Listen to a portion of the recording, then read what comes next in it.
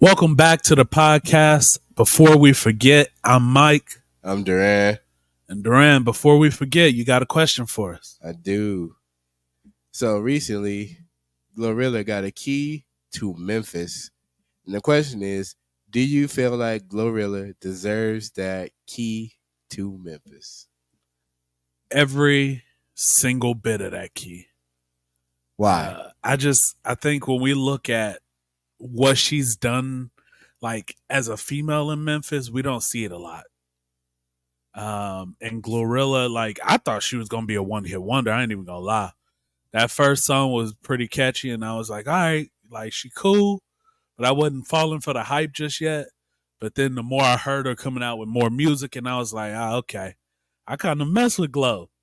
And then yeah, Glow, bro, that was just like, I know I shouldn't have liked it as much as I did, but to this day, like, yeah, Glow, So listening you to was listening to it riding down the street when it turned up to the max. To the max. And then people look at me and I look at them back like, yeah, Glow, what you gotta say? What you gotta say? They listening to the same thing I'm listening to. You can't deny, like, she done came on the scene, and like as far as music, she's put out pretty quality music. Her albums ain't been the best, but she's put out singles that hit. So do you think that's the wave now, is singles and not albums? Yeah. Because you was feeling that Megan Thee Stallion and Glorilla joint. It was cool. Why didn't you like that one? It didn't. I don't know. It didn't hit. Yeah, it didn't hit the side. It felt like it was more of a Meg song with Glorilla being like a feature compared to like Glorilla song. Because you could hear the difference between like when it's a Glorilla Memphis type song, like it's something about Memphis music right now that get me. But you could feel when it's a Memphis song and you just want to like juke to it. You want to get down to it. And then when it's a Houston song, you could feel the difference. So you saw her doing her little dance she be doing to that song. I started doing a little dance. You know her little. Everybody doing a little dance. Yeah. Yeah. I don't see. But it's a lot of people in Memphis who do that. And I mean, if you even look at Cardi started doing it too now. But everybody know that's more of a Memphis dance. Like, yeah, we know it. We know juke can come from Memphis. We ain't gonna try to take it from them. But I feel you. Do you feel like she deserved to get a key? I feel like she deserved to get a key. My only thing is we've had some people who came out from Memphis before her. You know, I don't know exactly the the genealogy, or should I say the history behind some of these artists. But like my man Duke Deuce, if it wasn't for Duke Deuce, it wouldn't be no Gorilla right now. Glorilla, excuse me. You don't think so? I don't think so. Because who was checking from Memphis outside of 3 6 Mafia artists? The artist 3 6 Mafia. Who was checking for Memphis? They had what's his name? Hold on, it's gonna come to me. It's gonna come up on the phone. They had Key Glock, didn't they? Ain't he from Memphis? They got Key Glock and they had Young Dolph. But are we really putting them in there? And then Young Dolph, yeah, he was up there. I want to say, but there's another one out there right now. And I can't think of his name. Sometimes it's hard to remember where people come from because people they rep their home state, but then they move to Atlanta. I hate it. Moneybag Yo, that's what I'm thinking of. I'm gonna have to look that up. He Memphis. I should have known that, but NLE Chopper's Memphis. The thing is, Moneybag Yo, I liked him before he got famous. I don't like him, but this ain't about Moneybag Yo. I like Moneybag too. I just think NLE Chopper. Yeah, I like definitely NLE. Didn't like him at first, but he's growing on me. But this is about Glorilla. So I feel like even with you naming those people, like NLE got such an elite fan base, it's crazy. I mean, ridiculous. And Moneybag definitely got up there too. But then it's like, what about what you call it? Even after that, we had female artists get up there before, but it was in the early 90s. You had Gangsta Boo. Rest in peace to her. Mm-hmm. She was with 3 6 Mafia. How come she didn't get that? They definitely put that wave. They was like the Tech 9 of Memphis. Gangsta Boo, wasn't she the one who Wait, she was with 3-6 Mafia. Yeah, she was the one that was in Chicken Head. That was rapping back to Project Pat. Okay, that's what I was thinking of. Yeah, but she was putting on in that hard wave. A female artist we got back in the day. She was definitely part of that group, and she was doing her thing.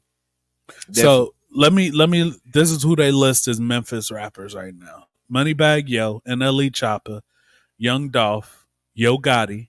Which I mean, we gotta give it to him, even though his forehead big. Because he the one who found Glorilla. I know. So how can we say that's a win? You know who's not on? Oh, hold on. Let's keep going.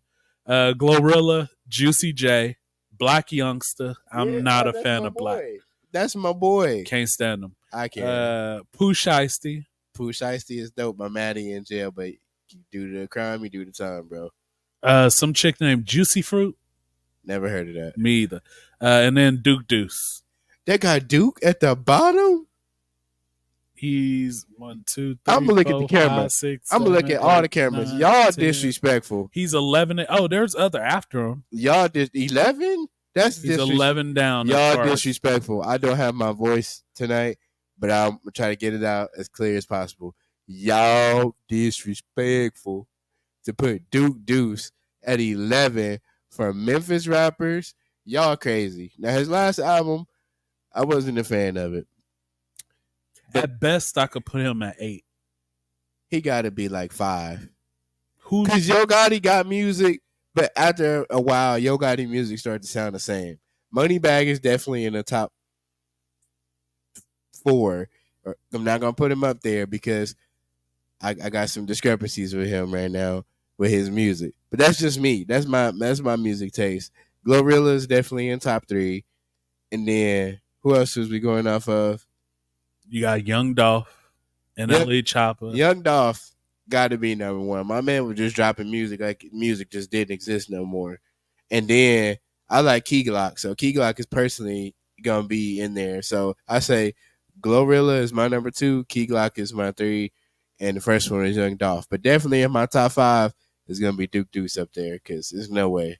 See, if we talk about top 5, Project Pat is going to be number 1 every single time for me. See, now you went into legacy stuff. We doing legacy. All of Are we talking about right now, or are we talking about all of Memphis? Which one you want to do? Because if we talking about all of Memphis, you just heard me quoting Project Pat just a little bit ago. Okay, if we talking about right now, it's Moneybagg Yo, it's Glorilla. I would put NLE Choppa at probably number 5 for me. If we talking right now, I put Duke Deuce at number 4. But then where does Young Dolph fall? Because he's going to be a legacy. Young Dolph has got to be up there regardless, because even if they're not putting no more of his music out, you can go back and listen to his music like it's brand new. Okay, so legacy. 100 Shots? That song was so fire. It was. After you did it, he immediately went to the studio and talked about the 100 Shots. And that really happened. So if we talking legacy, where would you rank everybody? I love 3-6 Mafia, but outside of them, I'm putting Project Pat above the group as a whole, because Project Pat created a whole language that nobody else was using. And I feel like Project Pat was, I mean, we know he was out before them, but he kind of like paved the way, and then 3-6 came in afterwards. Like what happened was Project Pat went to jail in between his albums. And when he got out, that's where he got the picture from on his album cover. Him literally robbing the store. But after he got out, the music he was putting out was crazy. North was hard. Cheese and Dope is one of the hardest songs. Look, people sleep on Project Pat, but y'all gotta wake up. When we talk about Memphis, it's gonna be Project Pat. If we could put 3-6 Mafia together, I'll say 3-6 Mafia. Because I feel like there's 3-6 Mafia, then there's Juicy J. Yeah, but before we got just the Juicy J didn't come out till like the later 2000s as Juicy J, right? For that popular, with the Wiz Khalifa phase, right? And then, but after that, it's gonna be Young Dolph for me. I'd have to throw Yo Gotti in there because you can't downplay the influence that he's had in Memphis now. I can say that. Like when we look at like he is bringing up the next wave of Memphis artists, in my opinion, as far as finding and bringing them out. Man, but I'm just saying that last one's gonna be the hard one for me though. But I'm not saying though, like I'm saying Glorilla got this key, and I'm happy she got this key. She deserves the key. Yeah. I just feel like other people should have it. I know 36 Mafia got one. Oh yeah, I think they got theirs back when they came out with "Whoop That Trick." Because they the only people who got a Grammy for making the song that wasn't real, a real song. Like, you know, and it wasn't even that. It was It's Hard Out Here for a Pimp is where they got the Grammy from. But you know who else got a key? Who? And somebody brought it up to me before I got here. Drake got a key to Memphis. Why does Drake? And his dad from Memphis? I don't know. I'm pretty sure his dad's from Memphis. Why does this man have a key to Memphis? You from Canada, bro. And they didn't give Moneybagg Yo a key to Canada. Because Drake grew up in Memphis too. Like he would spend summers in Memphis. All of it. If you listen to his music, he talk about his time in Memphis and that. You can't get two keys to two different cities, bro. You perpetrate. Drake got it. He got a key to Canada and a key. He got one. Not to Canada. It ain't a city. I know that, people. He got a key to, I think, Ontario or something like that. Man, that might probably sitting in the storage container somewhere.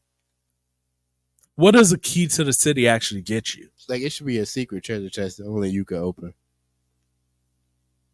I just feel like it's just a title. So, I don't know. In the end, but yeah, in my opinion, yes. To answer the question, Glorilla deserves the key. You listen to Big 30? Never heard of him. I heard a few of his songs. He good. What about Finesse 2 Times? Finesse 2 Times is all right. Did you know Lecrae was from there? I did not. He's a really big gospel artist. See, that would make me, that's going to make me change my whole list up for the modern. Because I feel like people sleep on Lecrae, but he be spitting. I seen him in concert in real life. He really dropped some real feelings into his songs. He was talking about his life at the concert, but he was up there. He done made it through some things. He talked about some struggles he got right now. He a pretty chill dude. Like, he was really talking to us, like, outside of the concert. That's cool. So it was nice to hear somebody relate to us on that level. Well, I will tell you this. I think not only does Glorilla deserve the key to Memphis, she deserves the key to the United States because she's putting her work in. Ain't no way. Y'all let us know what y'all think. Y'all pardon me. I'm still trying to recover from the vicious attack of sinuses. Oh, all good. Either way, y'all let us know what y'all think. Does Glorilla deserve the key to Memphis? Y'all like, comment, subscribe, follow us on everything, Facebook, Instagram, and Duran over here got the YouTube popping, so y'all check us out on there too. And we'll catch y'all on the next episode. Peace. Peace.